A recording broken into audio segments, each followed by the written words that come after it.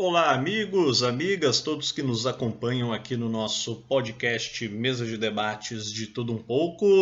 Semaninha rica aí, né? E diga-se de passagem, bastante material produzido e inclusive por mim, vocês devem, o Guilherme sempre produz bastante coisa, mas vocês perceberam aí, semana contando com esse, quatro materiais meus aí na produção semanal, fora outras coisas que estamos evidentemente fazendo para cima e para baixo aí nos bastidores. E olha, rapaz, tá difícil a situação, hein? Gostaram do a ferramenta de trabalho aqui?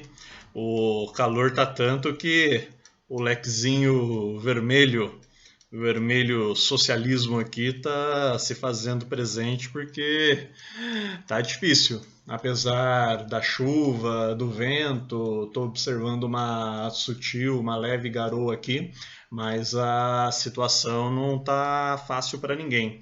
Por falar em calor, é claro que eu não posso deixar de comentar aqui a questão ambiental, com essa nota que chega do Rio de Janeiro aqui para gente. Imagens mostram mar com espuma e tom esverdeado na zona sul do Rio de Janeiro. Instituto Estadual do Ambiente informou que as manchas são algas possivelmente provocadas pelas altas temperaturas dos últimos dias. Recomendação é evitar o banho de mar nesses locais. Olha, minha gente, claro, não é a primeira vez que isso acontece, não é a última vez que vai acontecer. Já acompanhamos períodos semelhantes e isso tem efeitos e explicações naturais? É claro que tem, mas isso em grande parte acaba sendo muito provocado também pela boa e velha, boa entre aspas, né? Pela famosa e velha ação do homem, a ação do ser humano, que, claro, visando lucro, visando prosseguir com as medidas capitalistas sem olhar para o amanhã, acaba fazendo o quê? Justamente aquilo que a gente tanto fala, comenta, debate aqui no canal, entre outras mídias, que é justamente a corrosão do meio ambiente, situações como essa que poderiam acontecer até de forma mais natural, mas o ser humano está evidentemente fazendo com que aconteça cada vez mais. E essa questão das algas, por exemplo, explica outro fator que também tem preocupado bastante gente, tanto aqui no litoral paulista, principalmente litoral norte, quanto também no Rio de Janeiro, entre outras regiões brasileiras, que é o aparecimento de tubarões cada vez maiores, inclusive aqui na costa. O pessoal vinha dizendo, é um tubarão bebê, é isso, é aquilo, é um tubarão X, A, B ou C, mas de qualquer forma estão aparecendo esse tipo de animais cada vez mais perto da costa. Um deles esses dias no Rio de Janeiro quase encalhou, né? Podemos assim dizer. E por quê? Justamente por conta de impactos aí, entre outras questões que, claro, como um canal que prisa pela ideologia socialista e pela crítica do modelo capitalista de produção, a gente tem que procurar entender como todas as coisas estão evidentemente relacionadas e nada disso são chamados casos isolados, né? Então, essa questão das algas, essa questão dos tubarões, todas as esquisitices que nós estamos aí observando, ou pelo menos as coisas que não eram até então tão comuns, a gente agora provavelmente vai ser menos raro cada vez mais. Então é algo aí que, como se diz, tem que estar na pauta do dia. E nossa solidariedade à colega, literalmente colega e deputada Isa Pena, ela que fez boletim de ocorrência após ameaça de estupro e morte. Segundo ela, Não é nada fácil, mas não vai ter trégua. Deputada estadual do PSOL atribuiu intimidação a ano eleitoral e disse que não vai deixar cabeça nem deixar de denunciar. Aliás, não vai baixar, desculpa, não vai baixar cabeça nem deixar de denunciar. Em dezembro de 2020, Isa denunciou o colega Fernando Cury do Cidadania de São Paulo por assédio durante uma sessão na Lesp.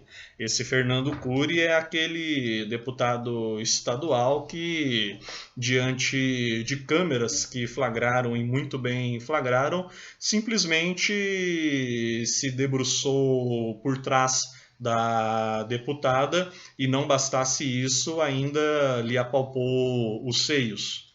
Pois é, um deputado em plena Assembleia Legislativa do Estado de São Paulo, diante de câmeras e, diga-se de passagem, segundo alguns, aparentemente bêbado, chegou a cometer tal ultraje. Então imaginem vocês o que não deve fazer com outras mulheres em outras situações e que tantos outros tipos de homem com essas particularidades também não devem reproduzir esse comportamento absurdamente machista e criminoso. Nossa solidariedade então a deputada Isa Pena. Eu comentei aqui colega, não sou deputado estadual, mas porque ela, apesar de cursos diferentes, ela estava cursando direito à época, eu jornalismo, o Guilherme ciências sociais, mas somos todos filhos aí da mesma casa, nossas graduações foram todas na mesma casa, me refiro à Pontifícia Universidade Católica de São Paulo, como muitos colegas aqui com certeza devem estar escutando.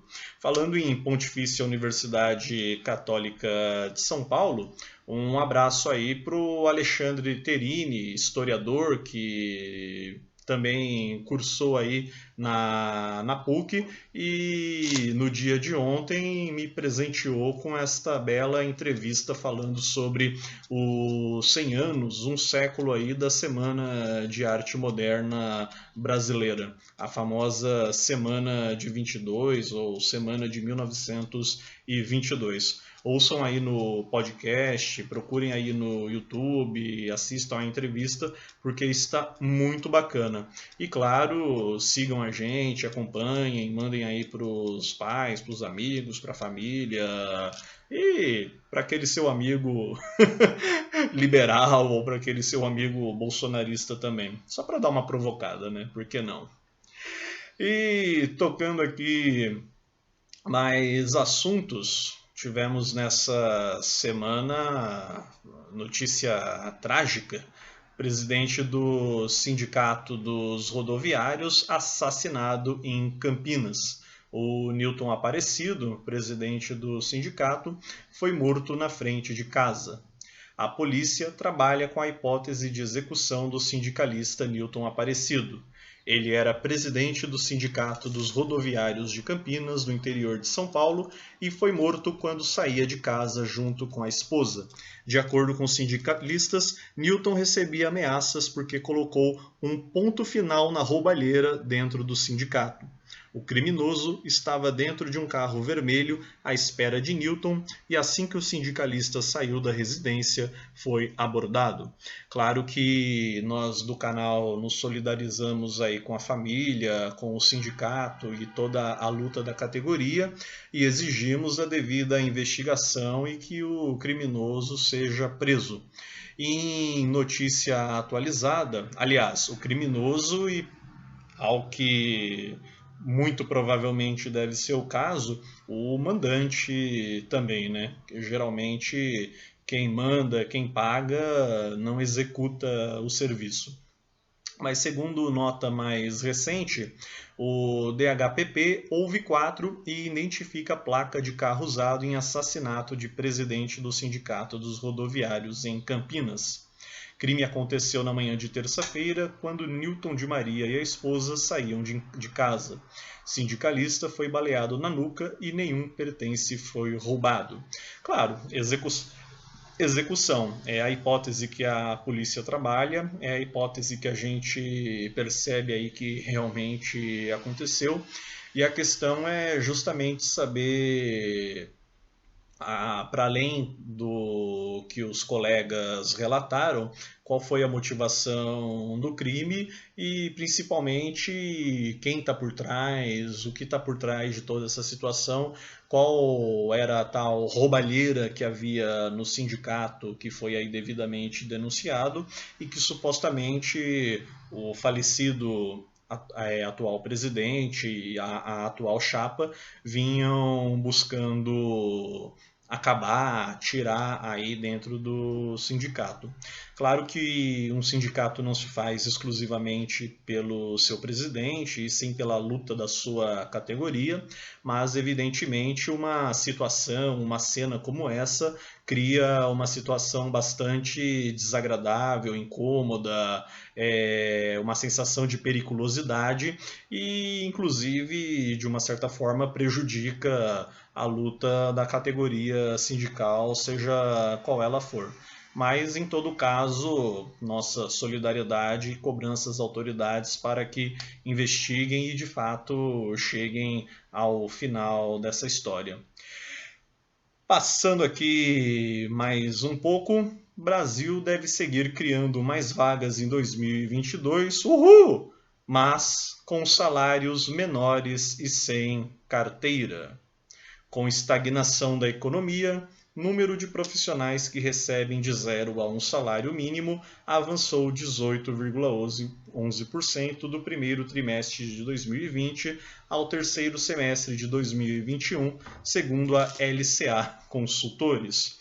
O atual momento que a economia passa, com ou sem as problemáticas da Covid, e até o país se recuperar de vez e visando como as políticas econômicas do governo, fora uma série de intrigas, acordões, questões mal resolvidas, pautas que ora querem tal coisa, ora querem outra coisa, a população acaba ficando num marasmo e numa verdadeira bagunça, ficando até mesmo mais preocupada e, claro, na intenção, na necessidade de sobreviver, tendo que arcar com o famoso subemprego. Alguns podem acabar chamando isso de empreendedorismo ou neoempreendedorismo, ou sei lá que raio de nomes acabam aparecendo, mas evidentemente muitos que poderiam estar aí com a sua carteira assinada acabam, na verdade, sofrendo o famoso arroxo salarial e, claro, tendo que arcar com empregos que não necessariamente vão contemplar direitos socioeconômicos para si e para suas respectivas famílias. De resto, por falar aí nos governos, em especial o governo federal, em declaração, entre aspas, à Polícia Federal, Bolsonaro diz que exerceu direito de ausência a não comparecer ao depoimento.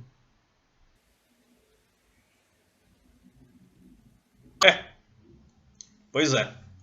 E falando aí mais especificamente no estado de São Paulo, a volta às aulas, aliás, já vi muitos estudantes dos colégios particulares aqui aos arredores de onde eu moro, em São José dos Campos, já de volta às aulas, utilizando máscaras e, pelo que eu tenho observado, álcool gel e seguindo as devidas medidas sanitárias e de proteção aqui nas suas escolas, porém muitos jovens, em especial do sexo masculino, e eu estou dizendo isso apenas de forma empírico, foi o que eu vi.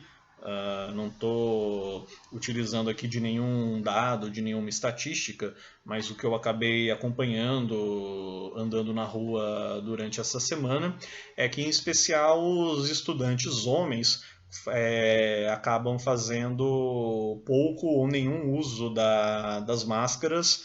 As meninas, as moças, acabam aparentemente sendo mais responsáveis com relação a isso, mas em todo caso, para além das medidas de segurança, e claro, estamos falando de disparidades, até porque já fizemos várias matérias e denúncias sobre a situação dos colégios, principalmente dos colégios públicos, com relação à capacidade destes mesmos em conseguirem garantir uma infraestrutura, uma capacidade que prometa, estabeleça um mínimo de controle da pandemia. É claro que tendo a vacinação, no caso, estamos falando aí de jovens com mais idade, e evidentemente isso vai abranger também as crianças, que agora com a possibilidade da vacinação, que pelo menos a primeira dose e quanto antes a segunda, que esses jovens já estejam aí devidamente vacinados, o quanto antes protegidos, e claro, tomando as devidas medidas para se protegerem desse mal que é a pandemia. O próprio pesquisador, eu particularmente gosto muito dele, meu pai gostava muito dele também, o cientista Miguel Nicoleles. Ele, segundo algumas análises, acredita que ainda não deveria ser momento de retorno das crianças às escolas, às salas de aula, considerando essa incidência, essa nova incidência da Covid-19 provocada agora pela chamada variante Omicron, que apesar de menos mortalidade devido à proteção e à imunização da população de uma forma geral, ela tem grande capacidade de proliferação e, inclusive, segundo algumas estatísticas clínicas, tem sim, infelizmente, aumentado aí o número de mortes em algumas localidades. Porém, também temos que considerar que muitas dessas mortes provocadas em pessoas que não tomaram a vacina, não se vacinaram corretamente ou nem sequer se importaram com essa questão da vacina. Fora aquelas que tanto ridicularizam e ignoram a realidade, a questão concreta da pandemia, acabam cometendo seus diversos descuidos e, evidentemente, pagam o prejuízo com a própria vida. Por isso, defendemos aqui toda a segurança, todas as medidas pessoais e públicas contra a pandemia, a desinfecção generalizada nas ruas, que pelo que eu tenho acompanhado parou, deveriam voltar, e claro, a própria população, dentro do possível, continuar respeitando as medidas sanitárias, o governo buscar o quanto antes comprar acervos, material para testagem da população e vacinação. Manda ver aí a quarta dose para quem já tomou a terceira dose para quem já tomou a segunda, vacinem as crianças, os jovens, tomaram a primeira vacina, já vejam no calendário o retorno para tomar a segunda e vamos que vamos. E dentro daquilo que os conselhos de medicina, Anvisa, os pesquisadores têm apontado e mostrado, não é nenhum bicho de sete cabeças, não é o pandemônio. Pandemônio é o que as pessoas anti-vacinas, é o que os negacionistas estão tentando transformar. Ironicamente, muitos desses que a gente tem acompanhado nos noticiários ou enfrentando diversos problemas de saúde, internações, entre outros, por não terem tomado a vacina, ou então até mesmo a morte, como aconteceu recentemente com um autodeclarado filósofo chamado Guru do Bolsonarismo, que também esta semana partiu e era um dos que achava bobagem ou desacreditava na pandemia de coronavírus, na pandemia de Covid-19, e assim como muitos outros, acabou também sendo uma vítima desta doença. De qualquer forma, me despeço por aqui. Esse foi o nosso Notícias Comentadas desta semana, encerrando, portanto, o mês de janeiro. Abraços e tchau!